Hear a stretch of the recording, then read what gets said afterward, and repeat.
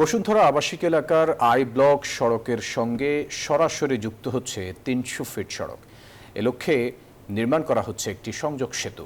কোরবানির ঈদের আগেই সেতুর নির্মাণ কাজ শেষ হবে এমনটাই আশা করা হচ্ছে।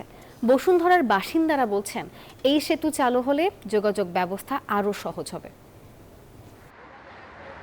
রাজধানীর বুকে পরিকল্পিত নগরী বসুন্ধরা আবাসিক এলাকা। বাসিন্দাদের চলাচলে আই ব্লক থেকে সরাসরি এবার সড়ক পথে যুক্ত হচ্ছে ৩০০ ফিট সড়ক। এ লক্ষ্যে নির্মাণ হচ্ছে সংযোগ সেতু।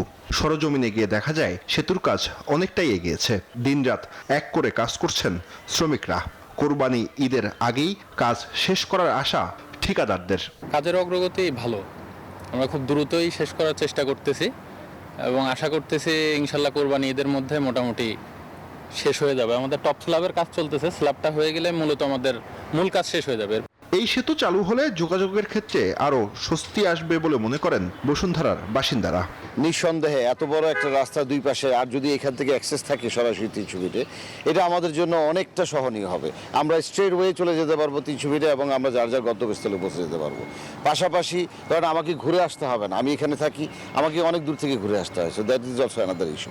খিলখাতার এবং এই জায়গার ৩০০ ফিট এবং ওই প্লাস ওই পাশে লোকদের যাতায়াতের জন্য বেশ সুবিধা হবে, কারণ অনেক লোক এখানে কাজ করে, কিন্তু আসা যাওয়ার অসুবিধা। মনে করে এদিকে তো আসলে ঘুরে ওই রাস্তা দিয়ে দেওয়া লাগে, আর ওই ফাইস দিয়ে দেওয়া লাগে, তো এদিক দিয়ে তারা আসে, এদিক দিয়ে চালু, এই দিক দিয়ে সোজা চলতে পারবে।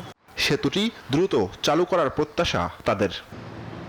বসুন্ধরা আবাসিক এলাকার সঙ্গে ৩০০ ফিটের এই কানেক্টিং ব্রিজটি চালু হলে বসুন্ধরায় বসবাসকারী মানুষের একই সঙ্গে বাঁচবে সময়, সেই সঙ্গে দ্রুত যাতায়াত আরও সহজ হবে।